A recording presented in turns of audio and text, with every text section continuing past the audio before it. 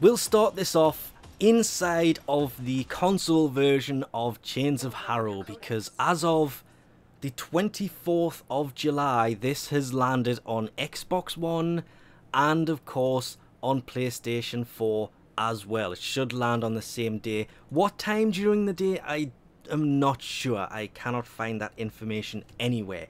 But it will take console players up to update 21.0.5 against the PC build, and some cherry-picked changes and fixes.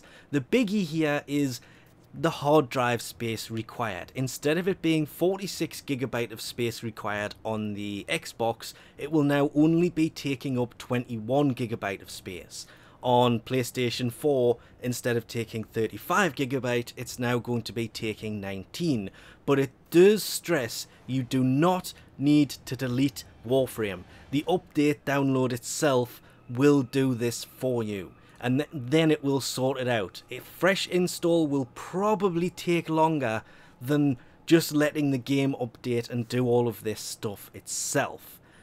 But while I'm still updating, I will jump over to PC to show what will be coming, or what has come in this update. If you want to read the full list of changes and fixes, links in the description below. I am not touching all of that stuff.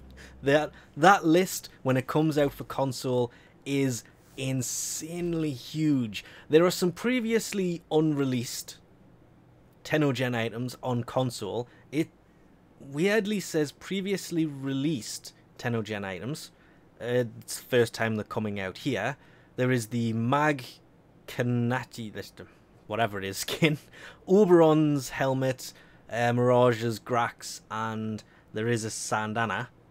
There is just a ton of other stuff. The dual wielding has arrived. You can now use, that's a weird sound outside, throwable melee weapons and secondaries. Hopefully this will be fixed soon or changed soon, so it can be any single-handed melee weapon and a secondary. Earth Remastered has also turned up, which is, it does look so much nicer. And with that, there are also 3 new scenes for the capture mode, which in themselves look pretty damn nice. The Operation Ambulance Reborn Syndicate mods have returned, if you wish to put it that way. They have been added to the Syndicates, kind of like they were on PC. This is why I said during the operation, don't pick these up, because they will be added to the Syndicates eventually and pick them up there. I kind of wish I'd paid more attention to them, because there's one I cannot get because it's behind a Syndicate I'm not a part of. That is biting me in the butt pretty hard. I actually missed this on PC. So far anyway. I am planning something with it, but not yet. The defection mode, which was the evacuation mission from Pacifist Defect event, that has returned. The Chem Strike Nox has returned. You've got to shoot this guy in the glass part of his face to get it to work. Then there are the biggies. There is the capture rooms for Octavia's quest, and then the Chains of Harrow room. You can pick those up for the capture thing from Syndicates. There is, of course, Harrow himself, which, to be fair, at first was kind of a pain of a frame, but after a little bit of time is, I would not call him overpowering, but he is a heck of a good support frame.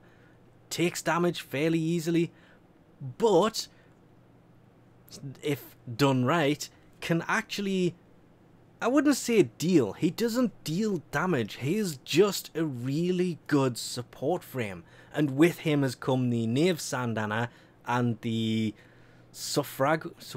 his alternate helmet. I still have no idea how to pronounce that. Of course, there are the Scourge. To be fair, the Scourge is actually a fairly decent weapon as well. And the knell, his secondary, and that is good. If you land a headshot with the first round you shoot, because it's a 1-round weapon, it will basically have infinite ammo. The one problem with it, of course, was at first it had a small ammo capacity. it had 11 rounds in total. This was actually fixed. It is much better now. It has more ammo, because if you miss those 11 headshots, then you run out of ammo, and if you're only running around with that, you end up pretty screwed pretty quickly.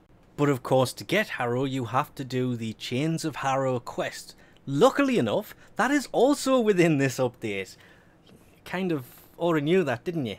But the quest was, everybody said it was dark, and I did miss the whole thing at the end. Without too many spoilers, at the very end something weird happened, and I went through all my footage, and just turns out that because my game had, it didn't bug, but I had to relog, so it never happened. That aside, this was a really good operation, and because this is 21.0.5, you can pick up that little turny thing and put it on your floor. I'm not saying what it is, quest spoilers, but that is also available, and all of this comes in one great big massive update. Technically, and before I do forget, there are also new augments. Excalibur's augment mags, volts and chromas have arrived. To be fair, they all kinda sucked, apart from Excalibur's, because it turns Excalibur into chroma. That was actually a pretty goddamn good augment for Excalibur there. I liked that one. Mags and volts were kind of eh, and to be fair, chroma's ability to move his effigy around was useful, but it didn't really seem to do as much damage as I expected it to do. It's still a good augment, just out of the 4, Excalibur's was the best. We'll leave this off here for now. Again, that full list of changes and fixes, and it is very long, will be in the description below. Thanks for watching, and I'll catch you next time.